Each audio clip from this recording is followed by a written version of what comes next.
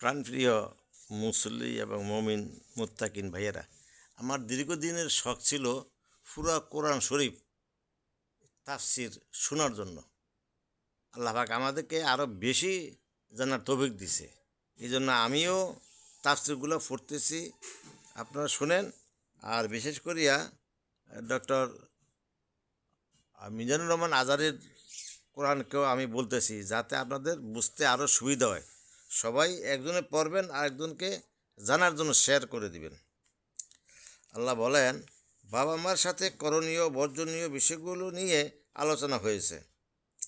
নিকট আত্মীয়, দরিদ্র, মুসাফিরদের অধিকার ও ইসলামিক সমাজের মৌলিক কিছু নীতিমালা তুলে ধরা হইয়াছে। আল্লাহর সাথে অন্য কাউকে শরিক করার দাবি পুরাপুরি নাকচ। সেই সাথে মুশরিকদের গোয়াতুমির খবর কারণ উঠে এসেছে। মৃত্যুর পর পুনরুত্থানের ব্যাপারে মুশরিকদের অবিশ্বাস্য ও নানা রকম ভ্রান্ত বিশ্বাস দূর করতে তাদের সাথে উন্মুক্ত আলোচনা।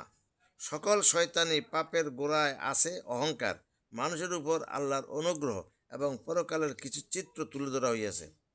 নবী সাল্লাল্লাহু আলাইহি সাল্লামকে মুশরিকদের প্রলোভন ও তাহার প্রতি আল্লাহর নির্দেশনা, মুশরিকদের অলৌকিক নিদর্শন দেখার আবদারের জবাব।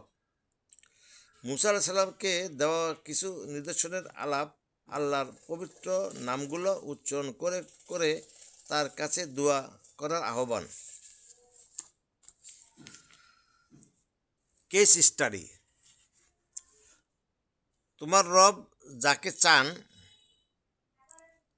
তাকে জীবিকা বাড়িয়ে দেন, আবার কখনো কমিয়ে দেন। তার বান্দাদের ব্যাপারে তিনি সব জানেন। দেখেন, এই আয়াতে নিয়েই ইমাম ইবনু কাসির এর নিকট কেস স্টাডি আমরা তুলে ধরব। তিনি লিখেছেন, আল্লাহ খুব ভালো করে জানেন ও বোঝেন কার ধন দৌলত দরকার আর কার গরিব থাকাই ভালো।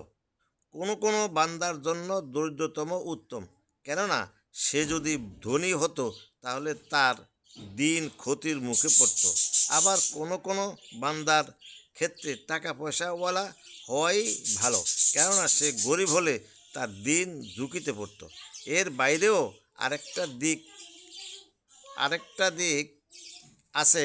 দ্বন্দ্বলত কারো জন্য হতে পারে মারাত্মক পরীক্ষা, আবার দরিদ্রতা হতে পারে ভীষণ কোনো শাস্তি। কাজেই আমরা জানি না প্রাচুর্য ও দরিদ্রতা আমাদের উপর জন্য কি হিসাব আসবে, তাই সব সময় আল্লাহর দরবারে আশ্রয় চাইতে হবে। ইবনু কাসির তাফসির 3/37।